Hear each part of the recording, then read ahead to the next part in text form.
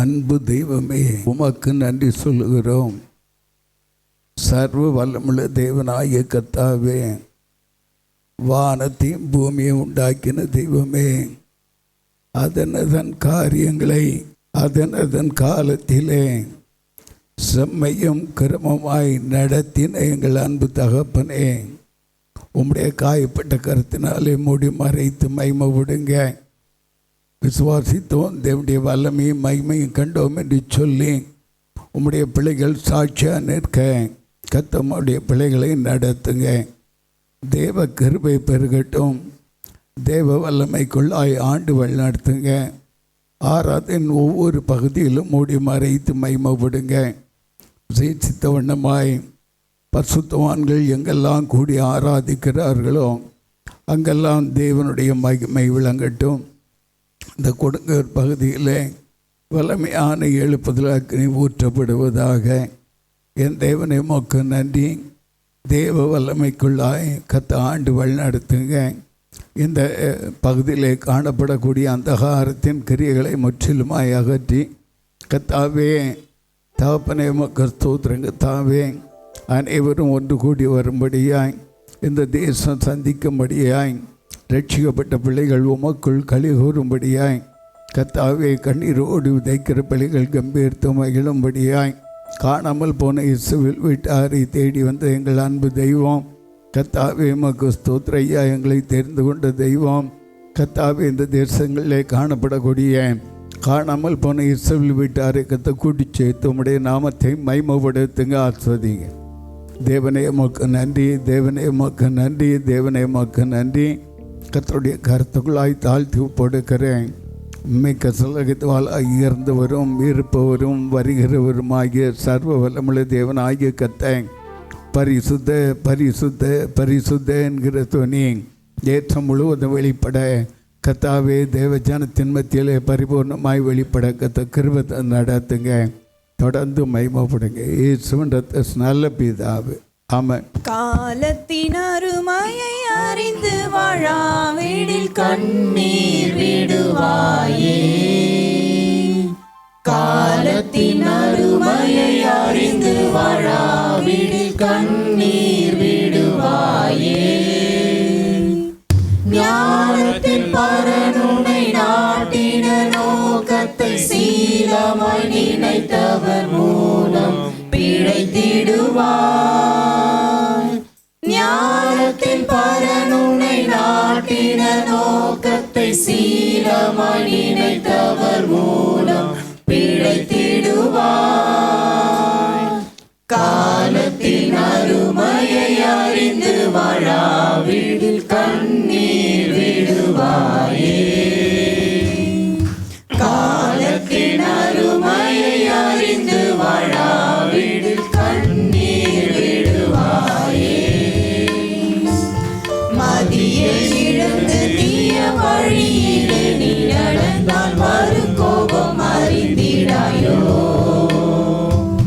மதியை இழந்து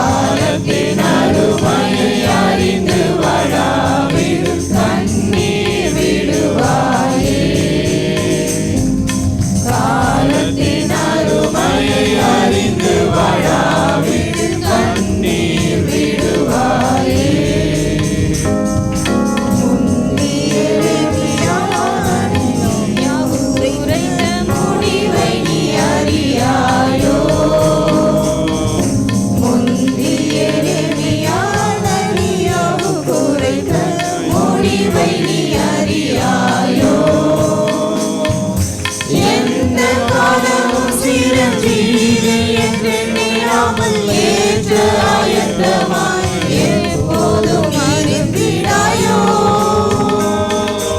எந்த காலமும் சிறந்தீது என்று நீராமல் ஏற்ற ஆயத்தமாய் எப்போதும் இருந்திடாயோ. காலத்தின் அருமையை அறிந்து வாழாவிடில் கண்ணீர் விடுவாயே.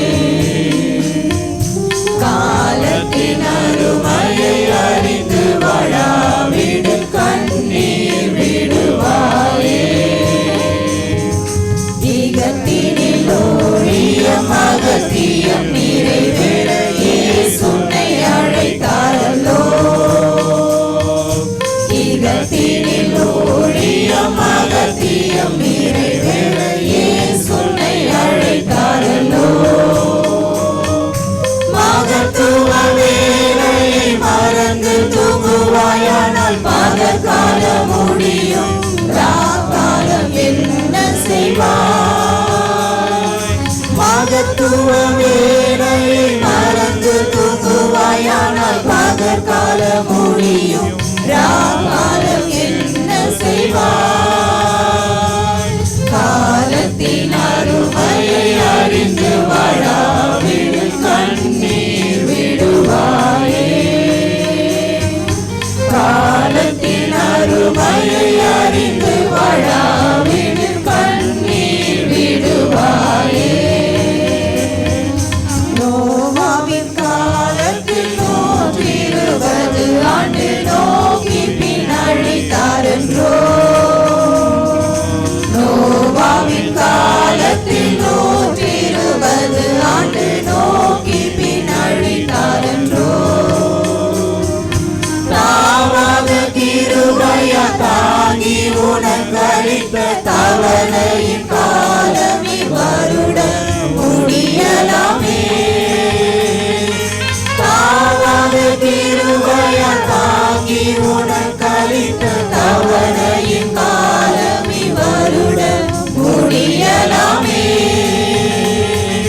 காலத்தின் அருமையை அறிந்து வாழாவிடில் கண்ணீர் விடுவாயே. காலத்தின் அருமையை அறிந்து வாழாவிடில் கண்ணீர் விடுவாயே. முந்திய எரேமியாவு குறைந்த முடிவை நீ அறியாயோ. முந்திய எரேமியாவு குறைந்த முடிவை நீ அறியாயோ. எந்த காலமும் சிறந்தீது என்று நீடாமல் ஏற்ற ஆயத்தமாய் எப்போதும் இருந்திடாயோ. எந்த காலமும் சிறந்தீது என்று நீடாமல் ஏற்ற ஆயத்தமாய் எப்போதும் இருந்திடாயோ. காலத்தின் அருமையை அறிந்து வாழாவிடில் கண்ணீர் விடுவாயே. காலத்தின் அருமையை அறிந்து வாழாவிடில் கண்ணீர் விடுவாயே. இகத்தினில் ஓடிய மகத்தியம் நிறைவேற இயேசுனை அழைத்தாரல்லோ. இகத்தினில் ஓடிய மகத்தியம்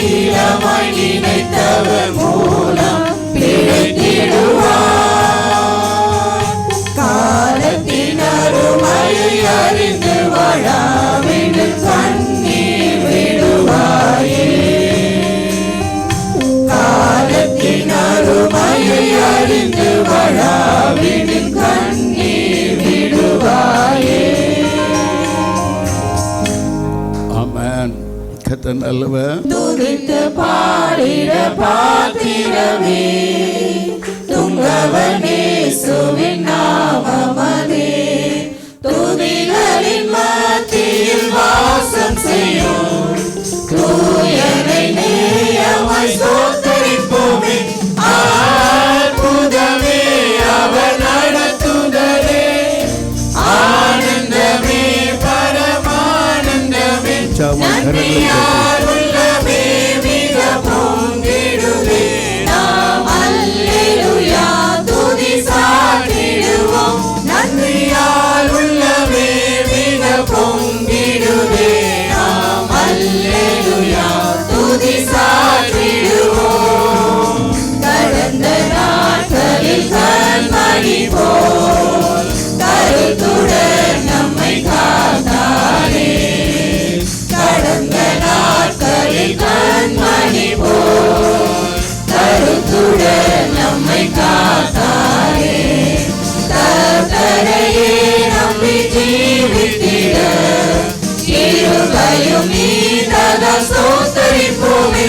அற்புதமே அவர் நடத்துதலே, ஆனந்தமே பரமானந்தமே. நன்றியால் உள்ளமே மிக பொங்கிடுதே. நாம் அல்லேலூயா துதி சாற்றிடுவோம். நன்றியால் உள்ளமே மிக பொங்கிடுதே. நாம் அல்லேலூயா துதி சாற்றிடுவோம். அக்கினி ஊடாய் நடந்தாலும் ஆழியின் தண்ணீரை கடந்தாலும், அக்கினி ஊடாய் நடந்தாலும் ஆழியின் தண்ணீரை கடந்தாலும், சோதனையோ மிக பெருகினாலும் ஜெயம் நமக்கே ஸ்தோத்தரிப்போமே. அற்புதமே அவர் நடத்துதலே, ஆனந்தமே பரமானந்தமே. நன்றியால் உள்ளமே மிக பொங்கிடுவே. நாம் அல்லேலூயா துதி சாற்றிடுவோம். நன்றியால் உள்ளமே மிக பொங்கிடுவே. நாம் அல்லேலூயா துதி சாற்றிடுவோம். இந்த வனாந்திரையாத்திரையில் இங்கரமேசு நம்மோடிருப்பார். இந்த வனாந்திரையாத்திரையில் இங்கரமேசு நம்மோடிருப்பார். போகையிலும் நாம் வருகையிலும் புகலிடமானத ஸ்தோத்தரிப்போமே. அற்புதமே அவர் நடத்துதலே, ஆனந்தமே பரமானந்தமே. நன்றியால் உள்ளமே மிக பொங்கிடுதே. நாம் அல்லேலூயா துதி சாற்றிடுவோம். நன்றியால் உள்ளமே மிக பொங்கிடுதே. நாம் அல்லேலூயா துதி சாற்றிடுவோம். வாஞ்சைகள் தீர்த்திட வந்திடுவார். வாரும் என்றே நாம் அழைத்திடுவோம். வாஞ்சைகள் தீர்த்திட வந்திடுவார். வாரும் என்றே நாம் அழைத்திடுவோம். வானத்திலே ஒன்று சேர்ந்திடும் நாம் விரைந்து நெருங்கிட ஸ்தோத்தரிப்போமே. அற்புதமே அவர் நடத்துதலே, ஆனந்தமே பரமானந்தமே. நன்றியால் உள்ளமே மிக பொங்கிடுதே.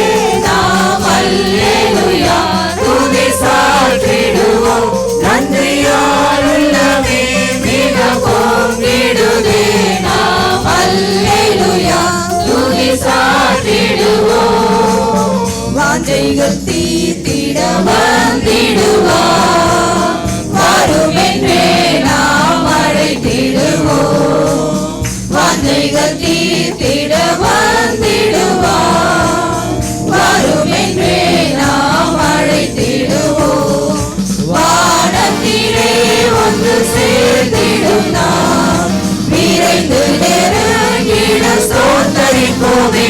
அற்புதமே அவர் நடத்துதலே, ஆனந்தமே பரமானந்தமே, நன்றியால் உள்ளமே மிக பொங்கிடுதே. நாம் அல்லேலூயா துதி சாற்றிடுவோம், நன்றியால் உள்ளமே மிக பொங்கிடுதே. நாம் அல்லேலூயா துதி சாற்றிடுவோம். வாஞ்சைகள் தீர்த்திட வந்திடுவார், வருமென்றே நாம் அழைத்திடுவோம். வாஞ்சைகள் தீர்த்திட வந்திடுவார், வருமென்றே நாம் அழைத்திடுவோம். வானத்திலே ஒன்று சேர்ந்திடுவார், விரைந்து நெருங்கிட சோதரிப்போமே. அற்புதமே அவர் நடத்துதலே, ஆனந்தமே பரமானந்தமே, நன்றியால் உள்ளமே மிக பொங்கிடுதே. நாம் அல்லேலூயா துதி சாற்றிடுவோம், நன்றியால் உள்ளமே மிக பொங்கிடுதே. நாம் அல்லேலூயா துதி சாற்றிடுவோம். பிள்ளைகள் ஒரு பாடலை பாடக்கூடிய வேளையிலே ஹல்லேலூயா ஹல்லேலூயா ஆமென். ஹல்லேலூயா ஹல்லேலூயா ஆமென். ஹல்லேலூயா ஹல்லேலூயா ஆமென். ஹல்லேலூயா ஹல்லேலூயா ஆமென்.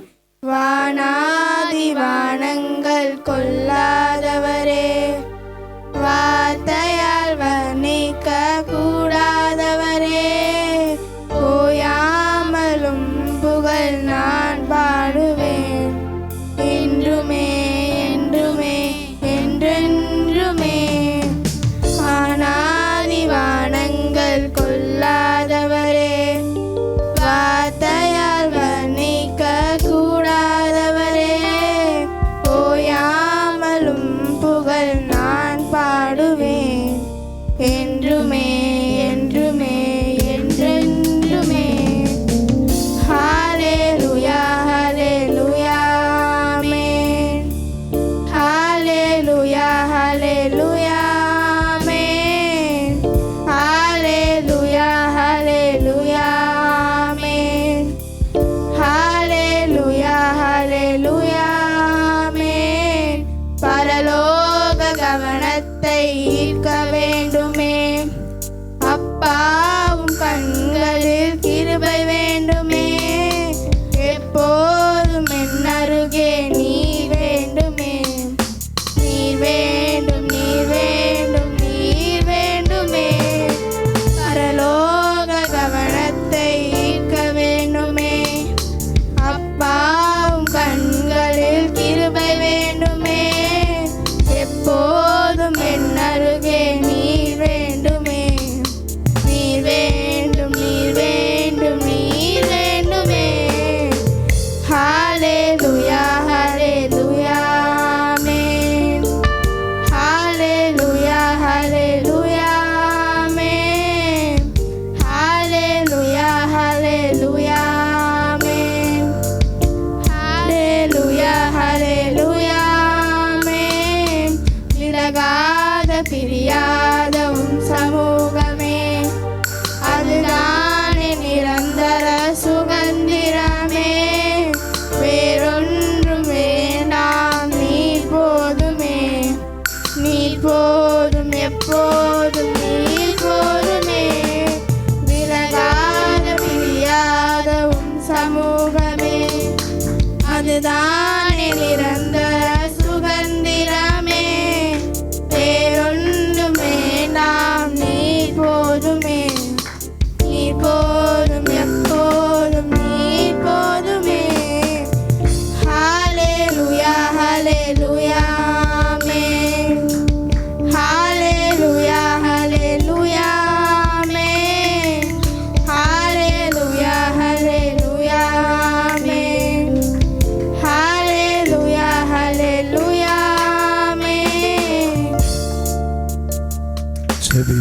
கர்த்தருடைய ஆலயத்திற்கு உற்சாகமாய் கொடுத்து கர்த்தருடைய ஆசீர்வாதத்தை பெற்றுக்கொள்ளும். விண்ணப்பத்தை கேட்பவரே, என் கண்ணீரை காண்பவரே, சுபம் தருபவரே, சோத்திரம் ஏசையா. என் விண்ணப்பத்தை கேட்பவரே, என் கண்ணீரை காண்பவரே, சுபம் தருபவரே, சோத்திரம் ஏசையா.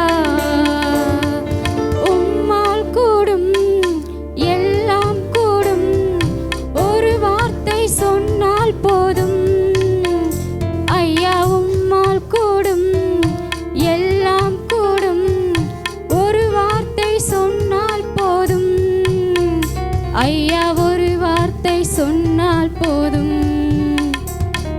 விண்ணப்பத்தை கேட்பவரே, என் கண்ணீரை காண்பவரே, சுபம் தருபவரே, சோத்திரம் ஏசையா. மனதுருகி கரம் நீட்டே அதிசயம் செய்பவரே, மனதுருகி கரம் நீட்டே அதிசயம் செய்பவரே ஐயா, அதிசயம் செய்பவரே. விண்ணப்பத்தை கேட்பவரே, என் கண்ணீரை காண்பவரே, சுபம் தருபவரே, சோத்திரம் ஏசையா.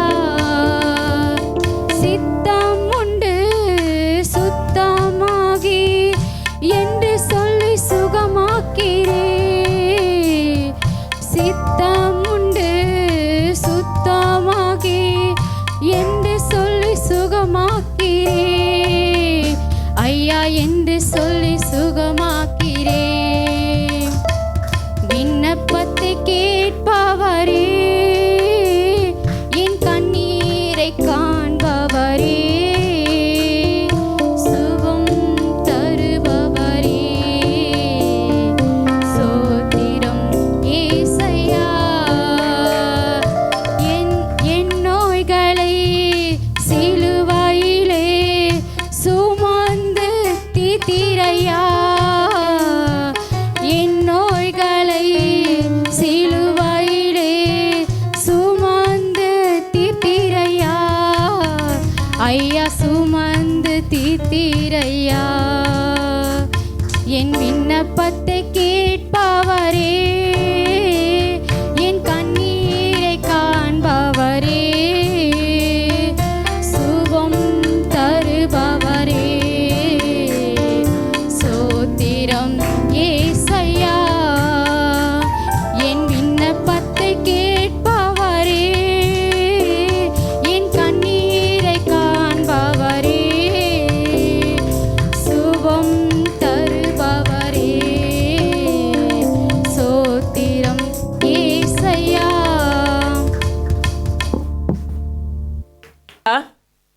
எம்பிட்டு சந்தோஷமா இருக்கீங்க? ரெண்டு கை தூக்குங்கப்பா, ஒரு கையோட வந்தீங்களா? அல்லேலூயா, அல்லேலூயா, அல்லேலூயா. கர்த்தர் நல்லவர். இன்னைக்கு ஆண்டவர் கொடுத்த வார்த்தை என்ன அப்படின்னா, 1 கொரிந்தியர் 4ஆம் அதிகாரம் 20வது வசனம்.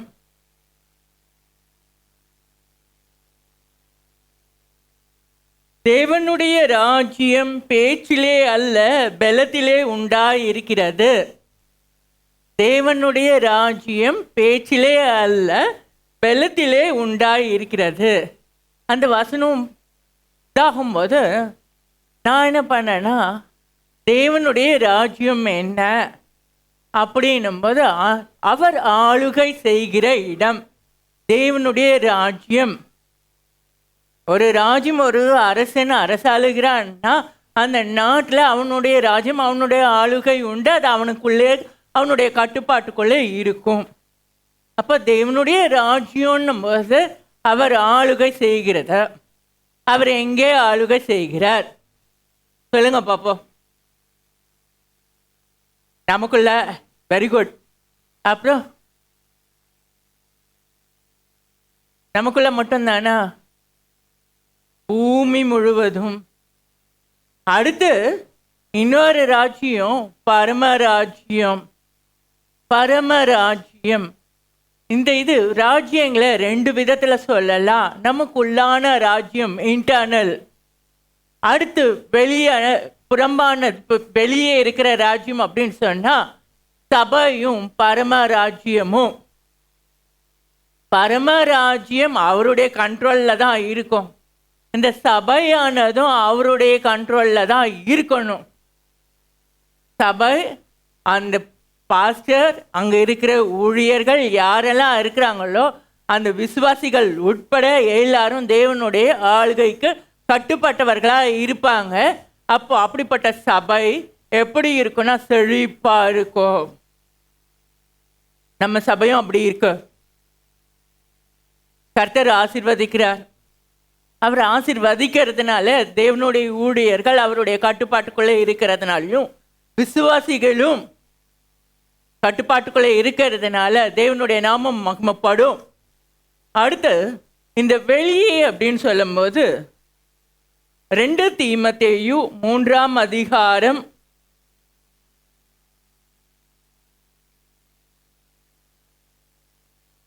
18வது வசனம்.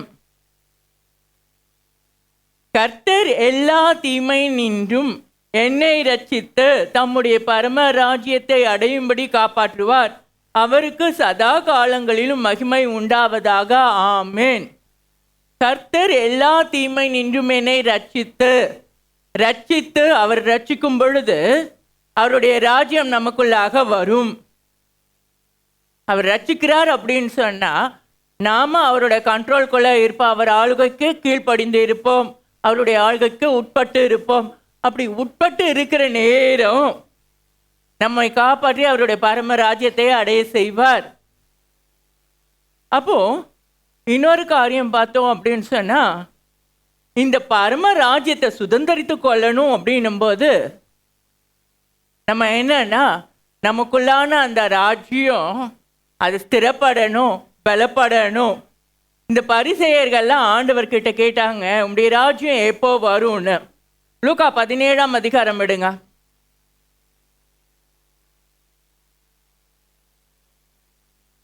இருபத்தி வசனம்.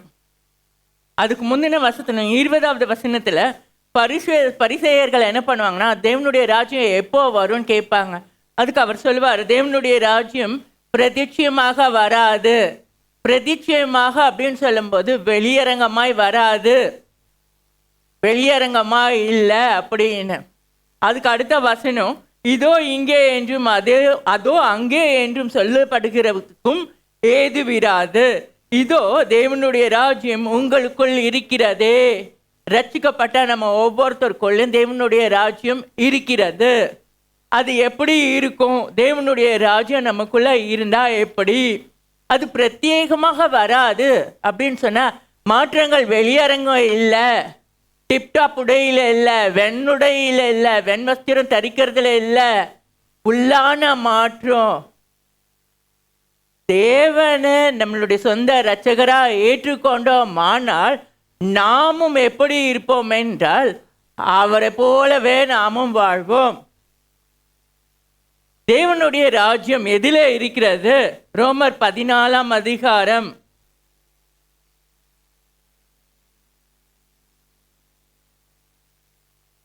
17வது வசனம். தேவனுடைய ராஜ்யம் புசிப்பும் குடிப்பும் அல்ல, அது நீதியும் சமாதானமும் பரிசுத்த ஆவியினால் உண்டாகும் சந்தோஷமுமாயிருக்கிறது. புசிப்பும் குடிப்பும் அல்ல. அது எதில் இருக்குன்னா நீதியும் சமாதானமும் பரிசுத்த ஆவியினால் உண்டாகும் சந்தோஷமுமாய் இருக்கிறது. இன்னைக்கு நம்ம என்ன சாப்பிடுவோம், என்ன உடுப்போம், உண்ண உணவு என்ன இருக்கு, உடுக்க என்ன உடை இருக்கு, தோட்டம் துறவு இருக்கா, காடு கவனி இருக்கா, நம்ம கவலைகள் இருந்தா நம்மளுடைய சரீரத்தில் ஒரு முழத்தை கூட நம்ம கூட்ட முடியாது. மத்தேயு 6:33 சொன்ன மாதிரி, முதலாவது தேவனுடைய ராஜ்யத்தையும் அவருடைய நீதியும் தேடுங்கள், அப்பொழுது இவைகள் எல்லாம் உங்களுக்கு கூட கொடுக்கப்படும். உங்களுக்கு கூட கொடுக்கப்படும். நமக்கும் கிடைக்கும், இன்னொரு சென்ஸ் நமக்கு அதிகமாகவே கிடைக்கும். ஒவ்வொரு நாளுக்கும் அதனோட பாடுகள் போதும். நாளைய தினத்தை நம்ம குறித்து கவலைப்பட வேண்டாம். முடிஞ்சு போன காரியங்களை நம்ம எண்ணி துவள வேண்டாம். என் வாழ்க்கையில் இப்படி நடந்துச்சே, இப்படிப்பட்ட நாட்கள் போச்சே, இப்படி போச்சே இல்லை, இனி வரும் நாட்கள் எப்படி இருக்கும்னு இல்லை. இப்போ இருக்கிற ப்ரெசன்ட் மட்டும்தான் நம்மக்கிட்ட இருக்கு. அடுத்த நொடி என்ன நடக்கும் ஒன்றும் தெரியாது. என்ன நடக்கும் ஒன்றும் தெரியாது. எல்லாம் அவரோட கருத்தில். அதனால ஒப்பு கொடுப்போம் அவர்கிட்ட. முன்னாடி நடந்த காரியம், நான் அதை பற்றி பழசை பற்றி சிந்திக்க மாட்டேன் ஆண்டவரே. இனி வரும் நாட்கள் அது உம்முடைய கரத்தில் இருக்கு. இந்த நாள் இப்போ நீர் எனக்கு கொடுத்த ஆசீர்வாதத்துக்கு நன்றி அப்படின்னு. இது இல்லை அது இல்லைன்னு கவலைப்படுறதுல ஒன்றுமே கிடையாது. என் குழந்தை வாழ்க்கை இப்படி ஆச்சு, என் பிள்ளை வாழ்க்கை இப்படி ஆச்சு, என் வேலைக்காரியம் இப்படி ஆச்சு, இந்த மாதிரி தான் நம்ம புலம்பிட்டு இருக்கிறோமே தவிர நமக்கு மேலான காரியங்களை நம்ம தேடலை. அப்போ நம்ம என்ன பண்ணணும்? தேவனுடைய ராஜ்யம். அடுத்து பார்த்தீங்கன்னா அந்த 1 கொரிந்தியர் 4:20 தேவனுடைய ராஜ்யம் பேச்சிலே அல்ல பலத்திலே உண்டாயிருக்கிறது. அந்த பலன் எதில் அப்படின்னு சொன்னால் பரிசுத்த ஆவியினால் உண்டாகும் பலன். அது அப்புறம் பார்க்கலாம். ஆனால் அதுக்கு முன்னாடி ஒரு சில காரியங்கள். தேவனுடைய ராஜ்யம் புசிப்பும் குடிப்பும் இல்லை, நீதியும் சமாதானமும். நீதினா அவர் உண்மை உள்ளவர். அவர் எப்படியோ அப்படிதான் நம்மளை எதிர்பார்க்கிறாரு. நாமும் நம்மளுடைய காரியங்கள் எல்லாத்துலேயும் உண்மையும் உத்தமமாக இருக்கணும். சமாதானம், என்னுடைய சமாதானத்தையே உங்களுக்கு வைத்து போகிறேன், எடுத்துக்கோ. ஆனால் அதை எடுத்துக்கிட்டோன்னா உலகம் கொடுக்கிற சமாதானம் அல்ல, பரிபூரண சமாதானம். உலகம் கொடுக்கிற சமாதானம் எப்படி இருக்குன்னா, கொஞ்ச நேரம், ஒரு அரவர், ஒரு ஹவர், அவ்வளோதான். அதுக்கப்புறம் சஞ்சலம் தவிப்பு தான். ஆனால் தேவன் வைத்த சமாதானத்தை நம்ம எடுத்துக்கொண்டோம் அப்படின்னு சொன்னால் நமக்கு பூரண சமாதானம் கிடைக்கும். இப்போ இந்த தேவனுடைய ராஜ்யத்தை பெற நம்ம என்ன செய்யணும்? முதலாவது தேவனுடைய ராஜ்யத்தையும் அவருடைய நீதியையும் தேட வேண்டும். முதலாவது அப்படின்னும் போது அவருக்கு கொடுக்கிற முக்கியத்துவம். மற்ற காரியங்கள் எல்லாம் நமக்கு இது என்ன இருக்கு என்ன இல்லை அவர் பொறுப்படுத்திக் கொள்வார். அடுத்த காரியம் பார்த்தோம் அப்படின்னு சொன்னா மார்க் 10வது அதிகாரம்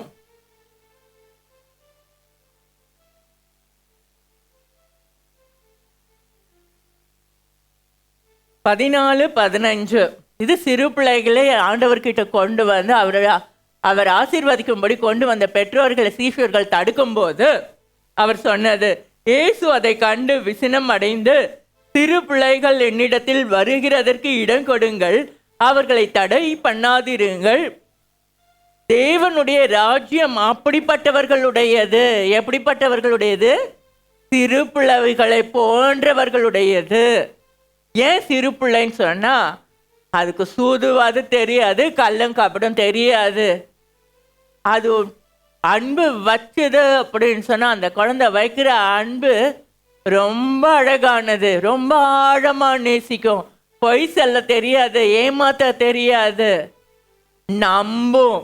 யார் மேலே அன்பு வைக்கிறதோ, யார் அதிகமாக நேசிக்குதோ அந்த குழந்தை அவங்களுடைய வார்த்தைகளை நம்பும்.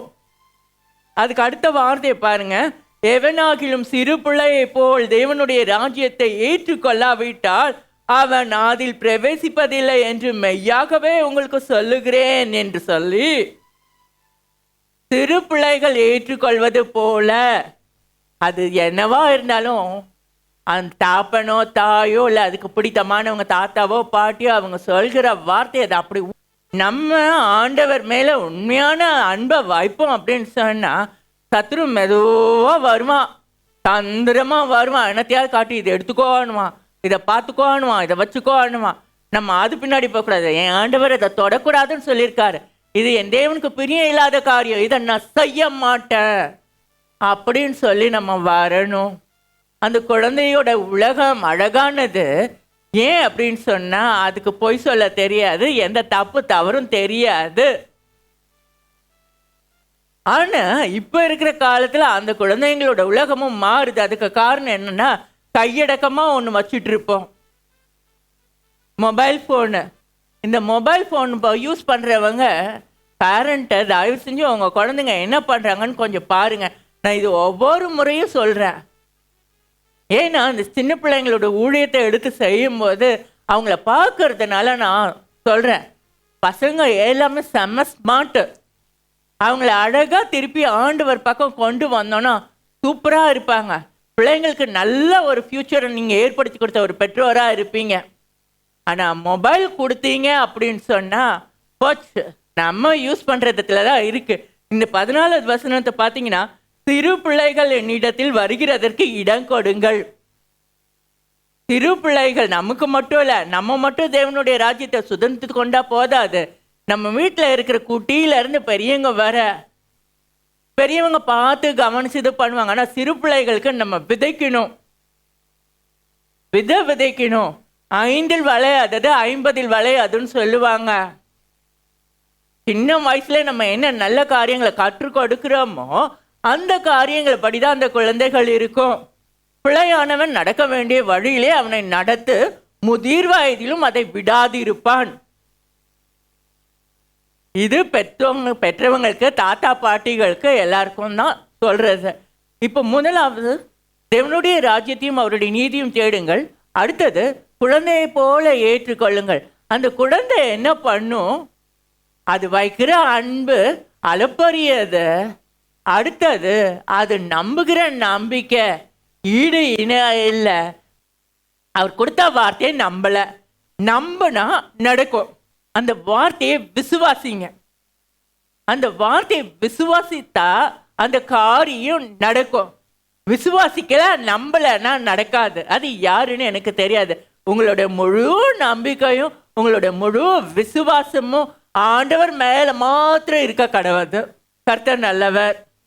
அடுத்தது ரோமர் 13ஆம் அதிகாரம் 12லிருந்து 14வது வசனம் வர.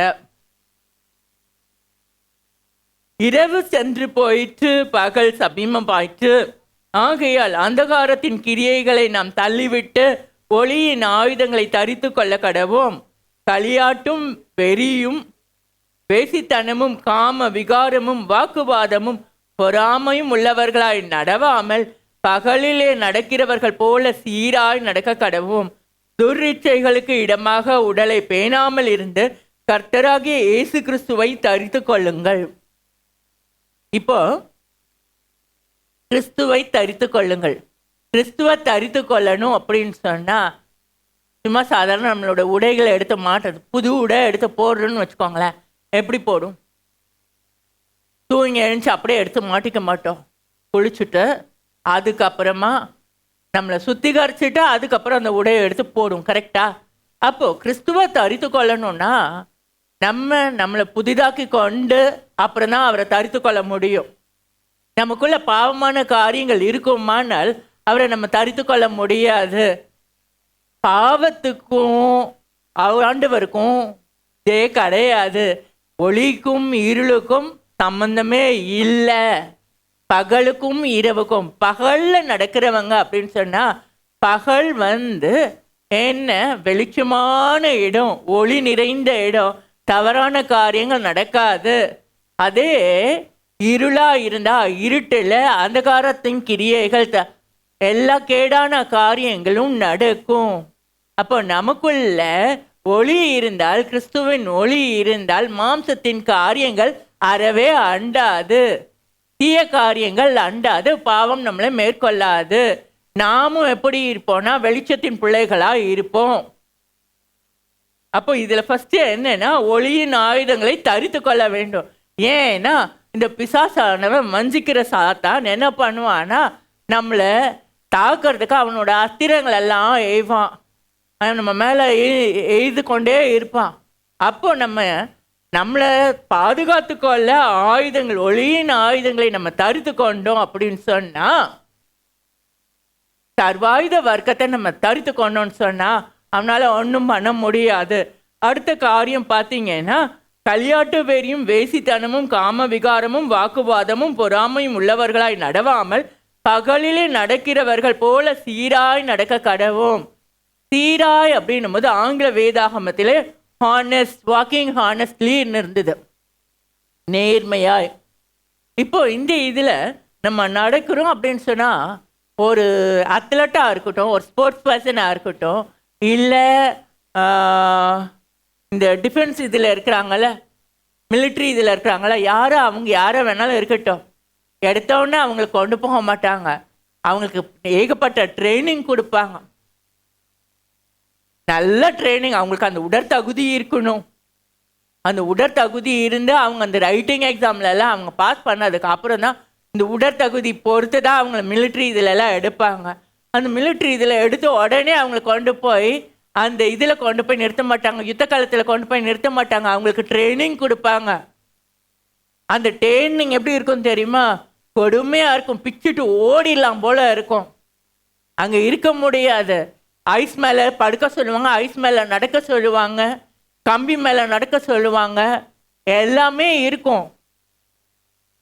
கரெக்டாக அவங்க சொன்ன டைமுக்கு கிரவுண்டில் ஆஜராகணும். சுடு தண்ணியெல்லாம் கிடையாது, நல்ல சில்லுன்னு இருக்கும், அந்த தண்ணியில் குளிக்கணும்.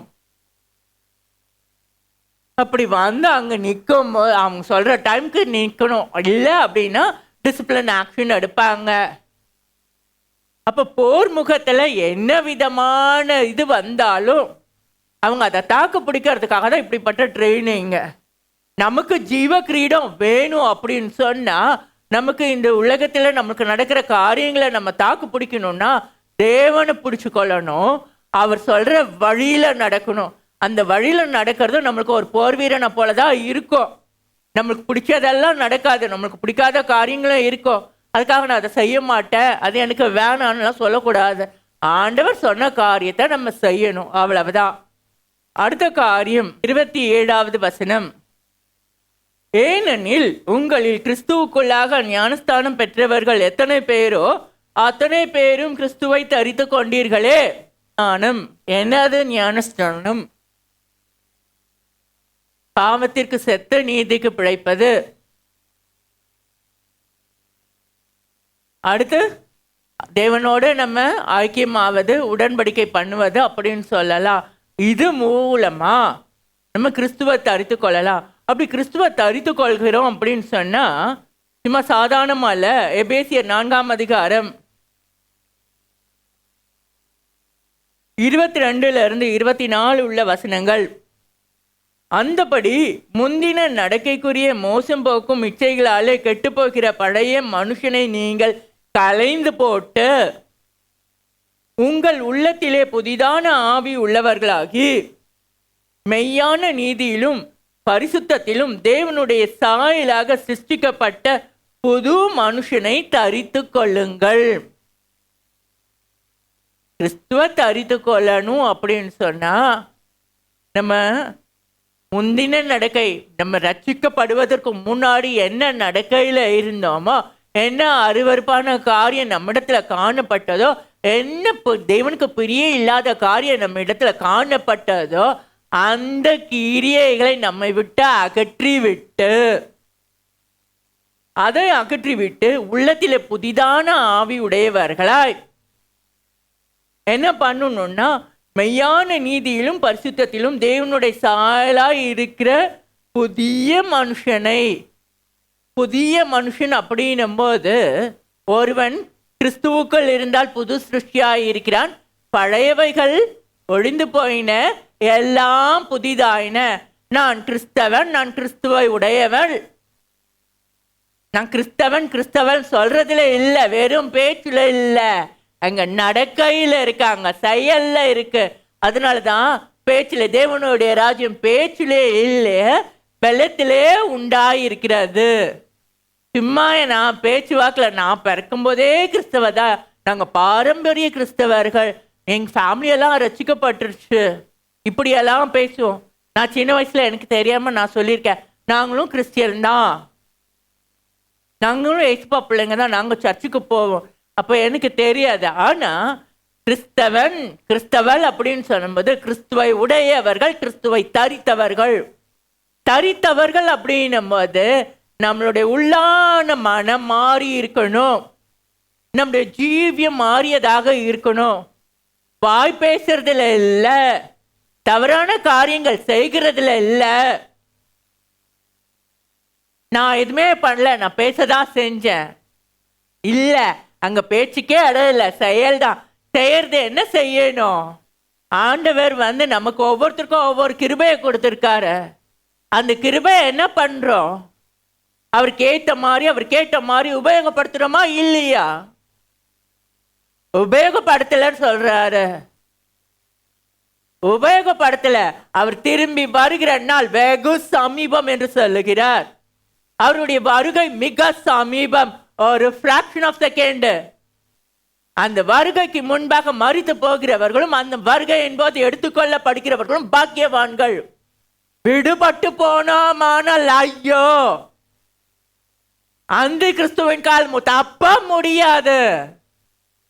இப்போ நேற்று ஒரு நியூஸ்ல பார்த்தேன், ஒரு சின்ன இன்டிகிரேட்டட் சிப் மாதிரி ஒன்று, அது ஸ்டிக்கராம்.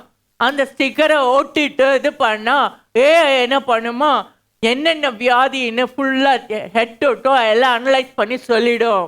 அது கையில் ஒட்டி இருந்தோம் அப்படின்னு சொன்னால், அது நம்மளுடைய பல்ஸோ இல்லை ஹார்ட் பீட்டோ இல்லை வேறு ஏதாவது ஆர்கனில் ஏதாவது பிரச்சனைனா அது உடனே அதை காட்டுமா.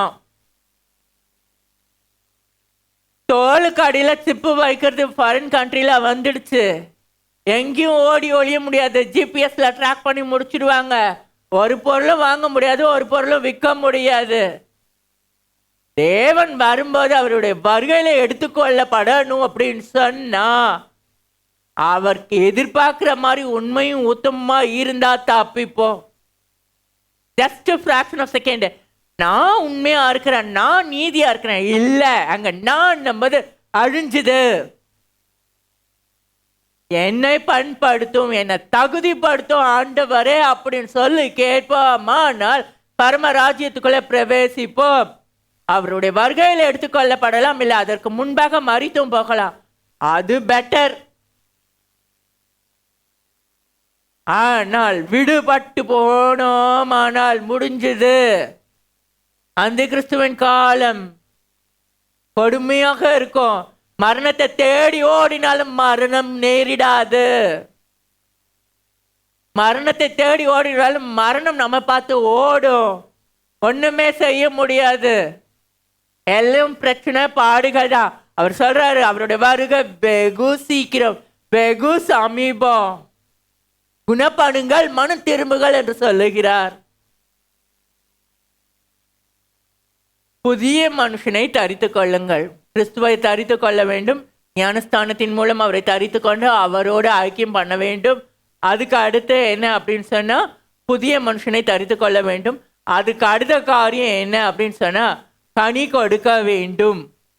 யோவான் 15ஆம் அதிகாரம்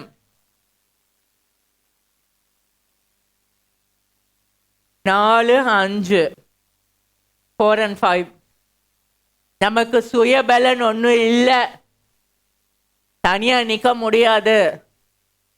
அப்படி கொடி அப்படி சும்மா எந்த ஒரு இது சப்போர்ட்டும் இல்லாம நிறுத்தினோன்னா அது சுருண்டு கீழே விழுமோ, அந்த நிலை தான். நம்ம ஆண்டவரை சார்ந்து இருந்தோம்னா கனி கொடுக்க முடியும். 4வது வசனம் பாருங்க. என்னில் நிலைத்திருங்கள், நானும் உங்களில் நிலைத்திருப்பேன். கொடியானது திராட்சை செடியில் நிலைத்திராவிட்டால் அது தானாய் கனி கொடுக்க மாட்டாதது போல நீங்களும் என்னில் நிலைத்திராவிட்டால் கனி கொடுக்க மாட்டீர்கள். ஃபர்ஸ்ட் கண்டிஷன், என்னில் நிலைத்திருங்கள். நீங்கள் என்னில் நிலைத்திருந்தால் நான் உங்களில் நிலைத்திருப்பேன். நிலைத்திருங்கள். தனியா கனி கொடுக்க முடியாது, அவரை சார்ந்திருந்தா மட்டும்தான் கனி கொடுக்க முடியும். 5வது வசனம். நானே திராட்சை செடி, நீங்கள் கொடிகள். ஒருவன் என்னிலும் நான் அவனிலும் நிலைத்திருந்தால் அவன் மிகுந்த கனிகளை கொடுப்பான். என்னை அல்லாமல் உங்களால் ஒன்றும் செய்யக்கூடாது. அப்போ அவரை சார்ந்து இருந்தோன்னா அவர் திராட்சை செடி, நம்ம கொடி. அவரை சார்ந்து இருந்தோன்னா, அவரை நிலைத்து இருந்தோன்னா அதிகமாக கனி கொடுக்கலாம்.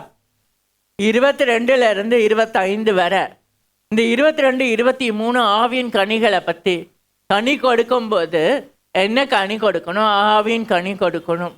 ஆவியின் கனி அன்பு, சந்தோஷம், சமாதானம், நீடிய பொறுமை, தயவு, நற்குணம், விசுவாசம், சாந்தம், இச்சையடக்கம். இப்படிப்பட்டவைகளுக்கு விரோதமான பிரமாணம் ஒன்றுமில்லை. கிறிஸ்துவினுடையவர்கள் தங்கள் மாம்சத்தையும் அதன் ஆசை இச்சைகளையும் சிலுவையில் அறைந்திருக்கிறார்கள்.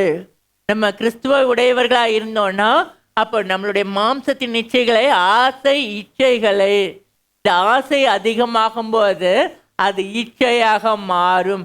அடைந்தே தீர வேண்டும் என்று நம்ம பாடுபடுத்தோம். ஆசையானது அது ஆசையில இருக்கும் போது முளையிலே பிச்சிட்டோன்னா நல்லது. தேவனுக்கு பிரியம் இல்லாத காரியம் நம்ம இடத்துல இருக்குமானால் ஆசையை அது இச்சையா மாறதுக்கு முன்னாடி ஆசையிலே முளை இருக்கிறது பெஸ்ட். ஆசை இச்சைகளை சிலுவையில் அறைந்திருக்கிறார்கள். நாம் ஆவியினாலே பிழைத்திருந்தால் ஆவிக்கேற்றபடி நடக்கவும் கடவும். நம்ம ஆவிக்கேற்றபடி, எந்த ஆவிக்கேற்றபடி பிழைத்திருக்கிறோம்? பரிசுத்த ஆவிக்கேற்றபடி பிழைத்திருந்தால் பரிசுத்த ஆவிக்கு ஏற்ற கனிகளை கொடுப்போம். மாம்சத்துக்கு ஏற்ற ஆவிக்கு பிழைத்திருந்தால் அதுக்குள்ள கனிகளை தான் கொடுப்போம். நல்ல மரம் கெட்ட கனிகளை கொடுக்க மாட்டாது. அப்போ நம்ம ஆண்டவர் நல்ல மரம் இயேசு கிறிஸ்துவ சாய்ந்திருந்தோம்னா, அவரவே கொண்டிருந்தோமானால் நற்கனிகளை கொடுக்கலாம். அடுத்த வசனம் 25. நம் ஆவியிலே பிழைத்திருந்தால் ஆவிக்கு ஏற்றபடி நடக்கவும் கடவும்.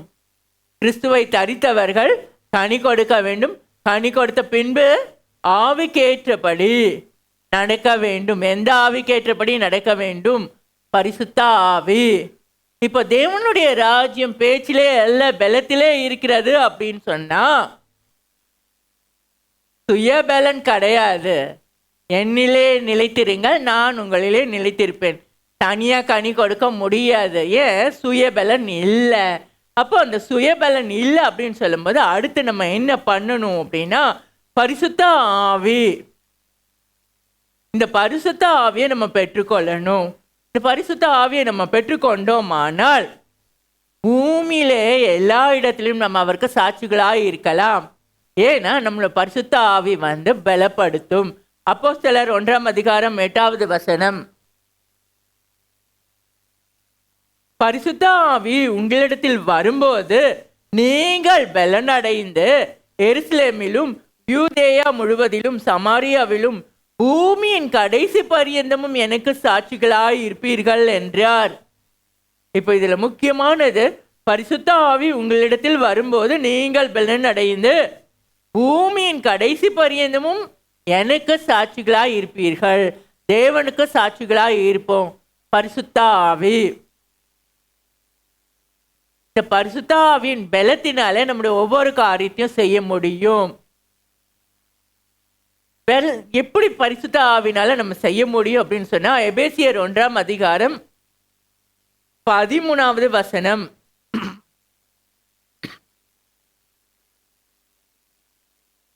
நீங்களும் உங்கள் ரட்சிப்பின் சுவிசேஷமாகிய சத்திய வசனத்தை கேட்டு விசுவாசிகள் ஆன போது வாக்கு தத்தம் பண்ணப்பட்ட பரிசுத்த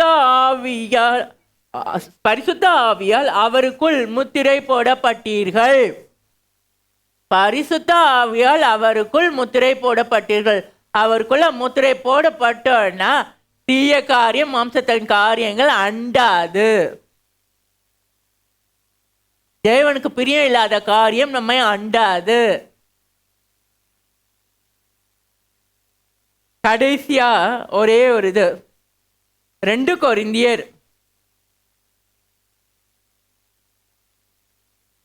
6 16 தேவனுடைய ஆலயத்துக்கும் விக்கிரகங்களுக்கும் சம்பந்தம் ஏது? நான் அவர்களுக்குள்ளே வாசம் பண்ணி அவர்களுக்குள்ளே உலாவி அவர்கள் தேவனாயிருப்பேன், அவர்கள் என் ஜனங்களாயிருப்பார்கள் என்று தேவன் சொன்னபடி நீங்கள் ஜீவனுள்ள தேவனுடைய ஆலயமாய் இருக்கிறீர்களே. இந்த வசனத்தை பார்த்தோன்னா, நான் அவர்களுக்குள்ளே வாசம் பண்ணி அவர்களுக்குள்ளே உலாவி அவர்கள் தேவனாய் இருப்பேன், அவர்கள் என் ஜனமாய் இருப்பார்கள். ஆளுகை செய்வார். அவர் ஆளுகை செய்கிறாரு அப்படின்னு சொன்னா நமக்கும் அவிஸ்வாசிகளுக்கும் சம்பந்தம் இல்லை. நீதிக்கும் அநீதிக்கும் சம்மதம் இல்லை. இருளுக்கும் ஒளிக்கும் இருளுக்கும் ஐக்கியம் இல்லை. 15வது வசனம், கிறிஸ்துவுக்கும் பேலியாளுக்கும் இசைவேது, அவிஸ்வாசியுடனே விசுவாசிக்கு பங்கு ஏது. பேலியால் அப்படின்னு சொல்லும்போது என்ன சொல்லலாம்னா, எதற்கும் தகுதி இல்லாதவன், மிக கேடுள்ளவன், கேடானவன், ரொம்ப கேடானவன், சாத்தான், வஞ்சிக்கிற சாத்துரு, அவனுக்கு குணாதிசயங்களை உடைய மனிதர்கள். அப்போ கிறிஸ்துவுக்கும் இந்த பேலியாளுக்கும் சம்பந்தமே இல்லை. நாம் கிறிஸ்துவ தரித்தவர்களாக இருப்போம்னா, நமக்குள்ள கிறிஸ்துவின் ராஜ்யம் இருக்குமானால் நாமும் எப்படி இருப்போம்னா புது மனுஷனாக இருப்போம். அவர் தங்கி தாபரிக்கிற தலமா ஆலயமா இருப்போம். அப்போ நமக்கும் அநீதிக்கும் சம்பந்தம் கிடையாது, நமக்கும் அசுத்தத்துக்கும் பங்கு கிடையாது, நமக்கும் இருளான காரியத்துக்கும் பங்கு கிடையாது. நீங்களும் நானும் தேவனுடைய ராஜ்யத்தை சுதந்திரத்து கொள்ள வேண்டுமானால் முதலாவது அவர் நம்முடைய நமக்குள்ளே வாசம் செய்ய வேண்டும், நமக்குள்ளே ராஜ்யம் செய்ய வேண்டும், நமக்குள்ள அவருடைய ஆட்சி நடக்கணும். அவர் ஆட்சி நடக்கும் அப்படின்னு சொன்னா அவர் சொன்னதை செய்வோம், அவர் சொல்கிறத செய்வோம். ஆனா அவர் சொல்லியும் காது கொடுத்து கேட்காம இருக்கிறோன்னு சொல்றாரு. அது யாருன்னு எனக்கு தெரியல, நான் சொன்னாலும் கேட்கல. தேவனுடைய வார்த்தைக்கு செவி கொடுங்கள். தேவன் உங்களுடைய உள்ளத்தின் ஆழத்திலே பேசிக்கொண்டு இருக்கிறார். கர்த்தர் நல்லவர். அவர் ஒவ்வொரு காரியத்தையும் நமக்கு அழகாக சொல்லுவார். அவர் ஒருத்தர் தேவன் நம்மளை நேசிக்கிறாருன்னா நம்மள்கிட்ட எல்லா காரியத்தையும் வெளிப்படுத்துவார். நம்ம அவரோட ஐக்கியம் பாராட்டணும், நம்ம அவரை தேடி போகணும். அப்போ தேவனுடைய ராஜ்யம் வெறும் பேச்சில் இல்லை, செயல்ல இருக்கு. அவர் உங்களுக்கு என்ன சொன்னாரு, எனக்கு தேவன் இதை சொன்னாரு அதை சொன்னாரு சொல்றதுல இல்லை, அதை செய்யறதுல இருக்கு. அந்த காரியத்தை நிறைவேற்றுறதுல இருக்கு. உங்களுக்கு தேவன் என்ன காரியத்தை செய்ய சொல்லி சொன்னாரு அந்த காரியத்தை நிறைவேற்றுங்க. ஏன்னா கடைசி காலம் வரும்போது கணக்கு கொடுக்கணும். நம்மளுடைய நாட்கள் எல்லாம் நம்ம எப்படி செலவு பண்ணணும்னு கணக்கு கொடுக்கணும். நல்லா சாப்பிட்டேன், நல்லா தூங்குனேன், நல்லா உட அணிஞ்சேன், நல்லா ஹாப்பியாக டைம் ஸ்பெண்ட் பண்ணேன், அங்கே வேலைக்கு ஆகாது, பரலோக ராஜ்யத்தில் இடம் இருக்காது. தேவன் சொன்னதை செய்து முடிக்கணும். எப்படி அந்த அதிகாரி தன்னுடைய வேலையாட்களுக்கு தாளந்துகளை கொடுத்து போனானோ, அவன் திரும்பி வரும்போது 5 தாளந்துகளை பெற்றவன் மறுபடியும் 5 தாளங்களை, நான் வேறு 5 தாளந்துகளை உங்கள் தாளந்தை கொண்டு நான் சவதரித்தேன், நான் சம்பாதித்தேன் கொடுத்தது போல 2 வாங்கினவன் நான் மீதி இன்னும் 2 சம்பாதித்தேன் கொடுத்தானோ, அது போல நாமும் நமக்கு அவர் கொடுத்த தாளந்துகள் மூலமா நம்ம என்ன சம்பாதித்தோம், என்ன சவதரித்தோம் கணக்கு கொடுக்கணும். புத்தி இல்லாத வேலைக்காரன் மாதிரி நீங்க கொடுத்த ஒரு தாழ்ந்து என்கிட்ட இதோ இருக்கேன்னா நீ இப்போ அப்படின்னு கீழே நரகத்துக்கு தள்ளி விட்டுருவாரு. நம்ம இப்ப எங்க இருக்கிறோம்? தேவனுடைய ராஜ்யம். நான் பிறந்ததுல இருந்தே கிறிஸ்தவன், நான் ரட்சிக்கப்பட்டு பல வருஷம் ஆச்சு. அவருடைய ராஜ்யம் என்ன நிலையில இருக்கு? மாம்சத்தின் காரியங்கள் இருக்குமானால் அங்க தேவனுடைய ராஜ்யம் இல்லை. மாம்சத்தின் காரியங்கள்னா பேசித்தனும் இது அதுன்னு சொல்லலை, நான் வாய் பேசுறதுல இருக்கு. உதட்டால பதறி பேசி கானான்குள்ள போக முடியாம போனது யாரு? யாரு? மோசே. அந்த மோசே எப்படி எகிப்தில இருந்து அந்த ஜனங்களை வழி நடத்தி கொண்டு வந்தாரு. ஆனா அவர் அந்த ஒரே ஒரு கணப்பொழுது ஒரு செகண்ட் பதறினாரு, முடிஞ்சது பரமக்கா. அதே போல நம்ம இன்னைக்கு எதுலையாவது பதறிட்டோம் அப்படின்னா, ஏதோ ஒரு இது தவறிட்டோம் அப்படின்னா, 9 நல்லது காரியம் செஞ்சு ஒரு கெடுதலான காரியம் ஒன்று நம்ம கடைசியா செய்வோம்னா, நம்ம முன்ன பண்ண 9 நல்லதும் வேஸ்ட். கடைசியா பண்ண அந்த கெடுதல் இருக்கு பார்த்தீங்களா, அது மூலம்தான். அப்ப பரமகாணனுக்குள்ள இடம் இல்லைன்னு சொன்னா நரகம்தான். அப்போ தேவனுடைய ராஜ்யத்துக்குள்ள நம்ம பிரவேசிக்கணும், பரம ராஜ்யத்துக்குள்ள நம்ம போகணும்னா, உள்ளான இந்த ராஜ்யம் இதுல அவர் ஆளுகை நடக்கணும். அது பேச்சில் இருக்கக்கூடாது, செயல்ல இருக்கணும். கர்த்தர் நல்லவர். கர்த்தர் உங்களை ஆசீர்வதிப்பாராக.